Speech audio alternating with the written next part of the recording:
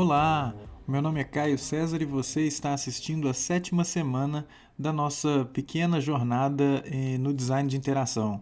Este é o curso Design de Interação. Vamos fazer Design de Interação, uma iniciativa do projeto designdeinteração.com.br. Aproveite e entre no site, participe da nossa comunidade, receba a nossa newsletter, porque muitas coisas que acontecem ali são mais valiosas do que o que pode acontecer dentro de uma sala de aula. Nessa semana, como eu falei, nós vamos falar sobre protótipos. Bom, é uma coisa muito legal falar de protótipos, uma vez que já fazem aí, ou já faz mais ou menos 10 anos que a prototipação se tornou uma coisa mais comum, né? Foi o nosso amigo Jacob Nielsen que abriu os olhos de muita gente para a importância dos protótipos de papel, né? Obviamente, ele não foi o primeiro a escrever um texto sobre esse tema. Na verdade, o próprio Jacob Nielsen já havia falado de prototipação anos antes no livro Projetando Websites.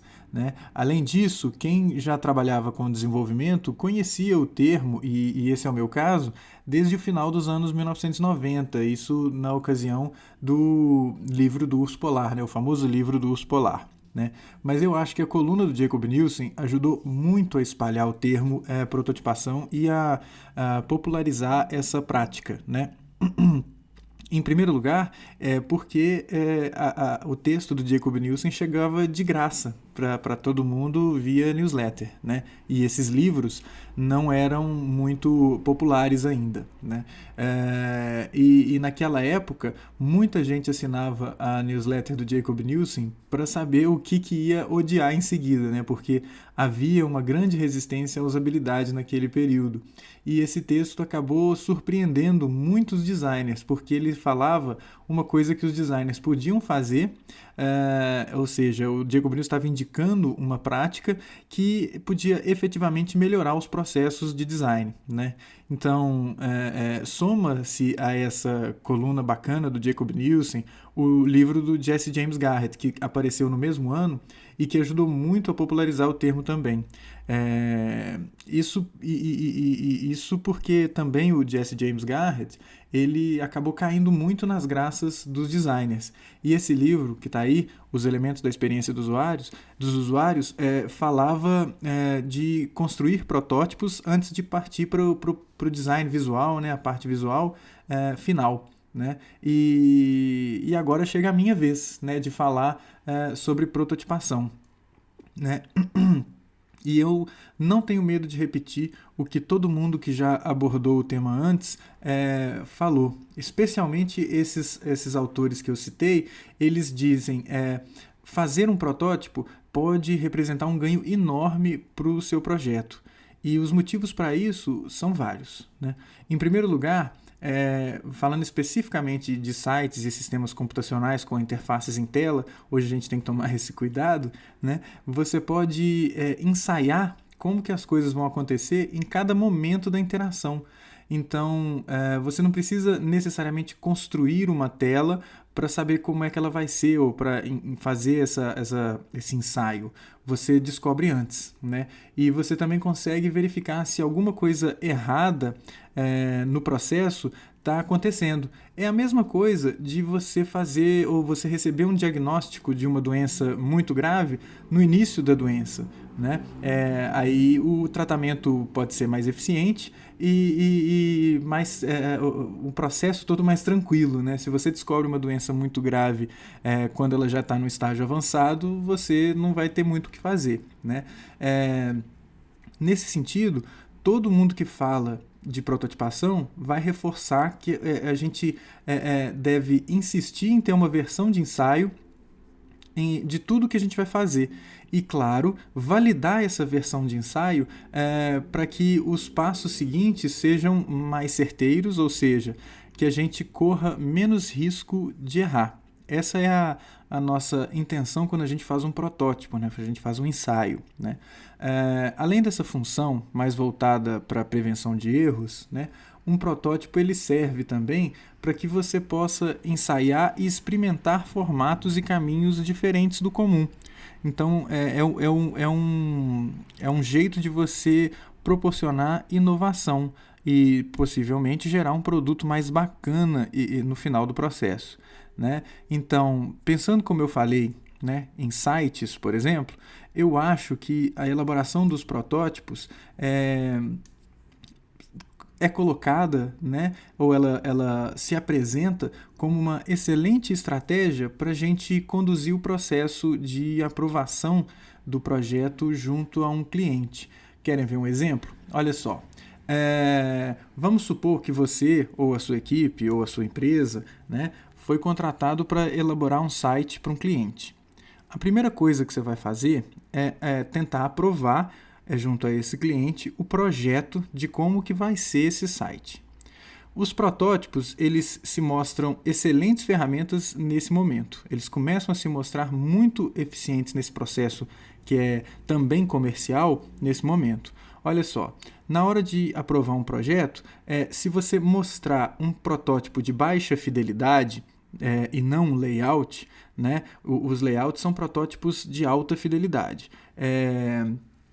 Você vai provavelmente ter a aprovação das suas funcionalidades propostas feita de forma separada à parte visual do projeto. E isso pode ser muito bacana, né? Eu recomendo sempre, né, nos projetos em que eu me envolvo, a gente parar na etapa de elaboração de wireframes, na hora que vai mostrar o projeto do que a gente está pensando para o nosso cliente, né?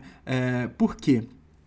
Porque aí o projeto vai consistir numa descrição textual de como será a solução, né? E essa descrição ela vai receber um acompanhamento, um adendo de 3 recursos visuais, né? Ou 3 adendos visuais.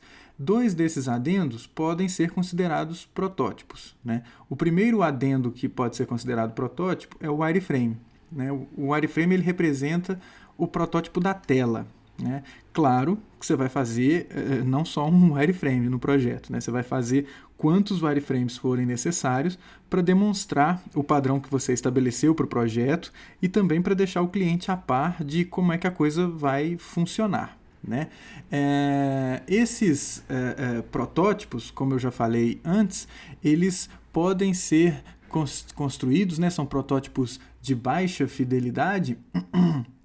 Eles podem ser construídos utilizando diversas ferramentas. Aí na tela você vê alguns exemplos de wireframe. Claro, né? Você só dá uma googlada que você vai ver um monte de exemplos de wireframes, né? Eles podem ser construídos com diversas ferramentas e eles servem para mostrar como é que as telas vão ser, né? A escolha da ferramenta ela é menos relevante do que o que você vai dizer com o wireframe. Uma coisa bem legal é deixar claro que o wireframe ele deve ter a menor quantidade de interferência de elementos visuais possível. E tem sido cada vez mais recomendável que você coloque conteúdo em um wireframe, não necessariamente o conteúdo efetivo, mas exemplo de conteúdo que esteja de acordo com o que vai aparecer, né? Mas voltando às ferramentas, você pode utilizar desde o lápis e papel, né, que eu recomendo que todo mundo comece com o lápis e o papel, até ferramentas mais arrojadas, mais caras, como o Axure ou Ashuri, dependendo de quem está falando, você vai ter uma pronúncia diferente. O Axure ou Ashuri vai gerar wireframes funcionais, wireframes navegáveis. Isso pode ser bastante interessante para você mostrar o segundo adendo visual, que eu falo que pode ser considerado como um protótipo, que é o fluxo de navegação, mas mais adiante nós vamos falar dele, né? Sobre as ferramentas, o importante é escolher aquela que vai ser mais adequada para você ou para sua equipe, né? Pode ser, aí eu até recomendo que seja, a mesma ferramenta que você vai utilizar para fazer os layouts mais adiante. E por que eu falo isso? Porque uma vez que você aprova os wireframes, você pode até aproveitar os mesmos documentos para dar continuidade ao processo. E aí a construção do layout vai até ficar um pouquinho mais rápida, né? Assim sendo, no frigir dos ovos, né, eu acabo recomendando que a gente faça, e é o que eu faço, né? Começo a fazer os meus protótipos com papel e lápis e depois eu passo para o GIMP. Né? O GIMP é a ferramenta open source que eu utilizo para soluções visuais. Né? Aí o que acontece? Eu acabo aproveitando os meus wireframes na hora de fazer layouts. É lógico, né, que eu não sou diretor de arte, eu não sou designer de interface. Então, o que eu acabo fazendo é repassando esses meus arquivos para designers de interface que vão trabalhar, às vezes, no Photoshop da vida. Né? Claro, eu preferiria que eles trabalhassem no GIMP, porque aí a gente falaria a mesma língua o tempo todo. Né? Há outras ferramentas para se recomendar. Né? O Pencil é uma ferramenta muito bacana, é um add-on para Firefox, que é bem interessante para se construir wireframes. Né? Para mais ferramentas, né, uma lista bem bacana de ferramentas, você tem nesse endereço aí, né, uxforthemasses.com/free-ux-tools. É claro que você vai colocar um hífen aí, ou um tracinho separando essas 3 últimas palavras. Mas como eu havia falado, né, um outro adendo bem interessante, né, que consiste em um protótipo, é o fluxo de navegação. Né? O fluxo de navegação ele é um documento que mostra a sequência de telas que o usuário vai ter que passar, né? A sequência de telas pelas quais os usuários vão ter que passar para realizar as tarefas. E, nesse sentido, ele é um protótipo da interação como um todo. O próprio Jesse James Garrett, o livro do Jesse James Garrett é um livro muito bacana, vale muito a pena você ler.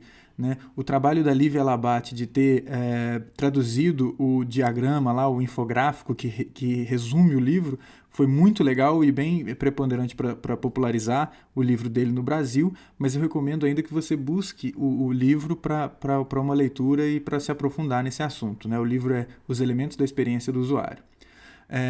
O Jesse James Garrett, nesse livro, ele se refere aos fluxos como os documentos do design da interação do projeto. Então, é engraçado ver que ele resume o design de interação na definição de como vão acontecer os procedimentos, né? Como vão acontecer as transições, os caminhos e tal.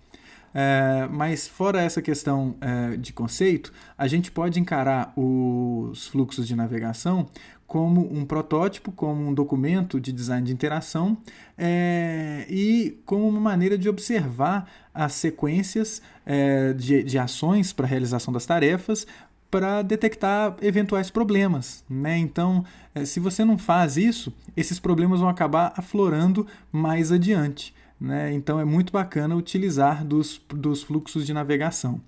Para fazer fluxos de navegação, algumas pessoas utilizam um software chamado Visio, da Microsoft, ou então ferramentas de mapeamento de ideias. Né? Eu me lembro de usar bastante uma ferramenta que já nem é mais fácil de achar, que se chamava Inspiration. Muito bacana. Há ainda soluções online, tipo Balsamiq, que também é uma ferramenta muito bacana para fazer wireframes, ou FreeMap, ou Xmind. Então, naquele mesmo site que eu falei anteriormente, lá o uxforthemasses.com, você vai encontrar uma lista de ferramentas para auxiliar no processo de construção de fluxo. Né? Um terceiro adendo visual que eu falei, né, na hora do projeto, você tem 3 adendos visuais: o wireframe, os fluxos de navegação e os mapas de site. O mapa de site, ele não é um protótipo, mas ele ajuda muito quando apresentado em conjunto com os wireframes e com os fluxos, para explicar visualmente para um cliente como é que o site vai ser. Né? É claro que você só vai inserir num projeto e, consequentemente, apresentar um protótipo, seja ele um fluxo ou um wireframe para o cliente, depois que você validar esses documentos. Né? E aí, como a gente já viu anteriormente, os procedimentos que podem ser utilizados para essa validação podem ser análise heurística, pode ser um percurso cognitivo, ou se o seu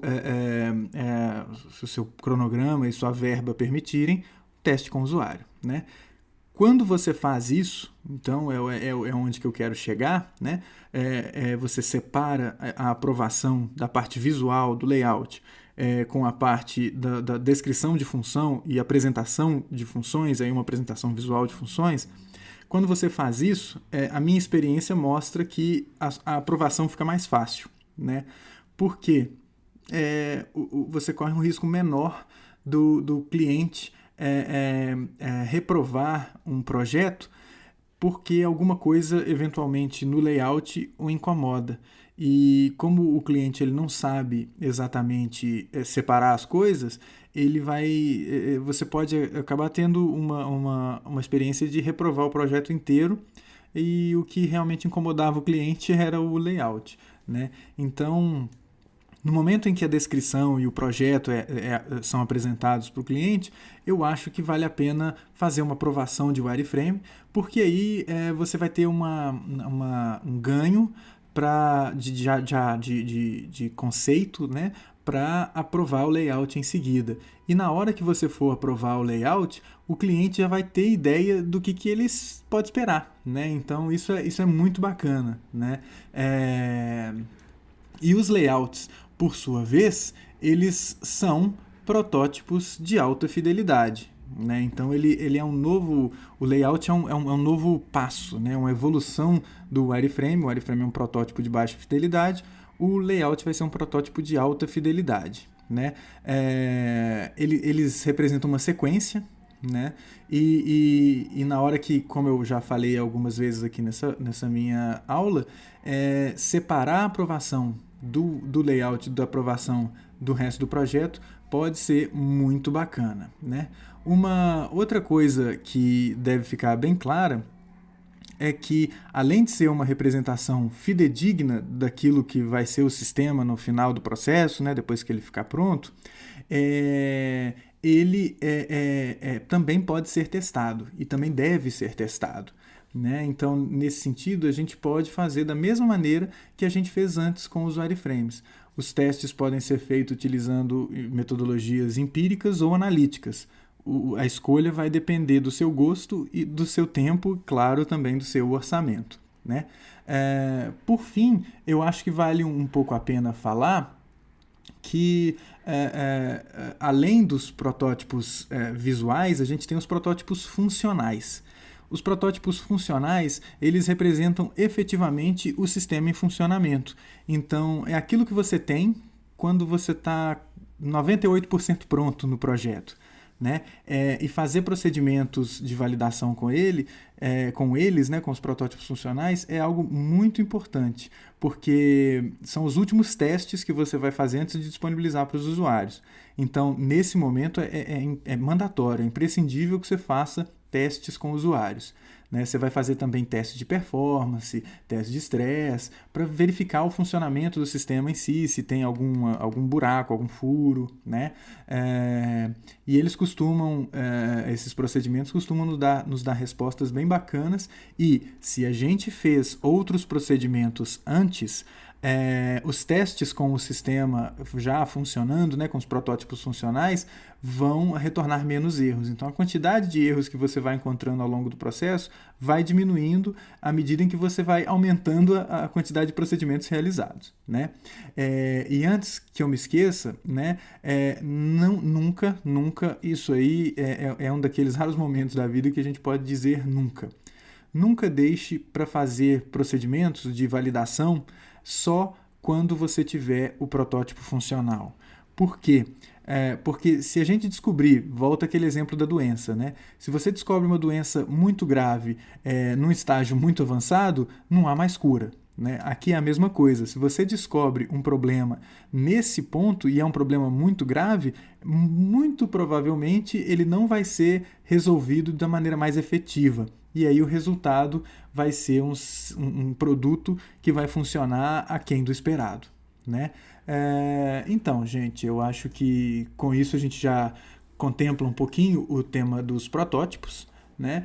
Ficam aí as referências, né? O livro do Jacob Nielsen, o texto do Jacob Nielsen lá de 2003, o livro do Jesse James Garrett, esse livro da Christina Wodet, que também é muito bacana, e o livro dos Polar, do Peter Morville e do Louis Rosenfeld, né?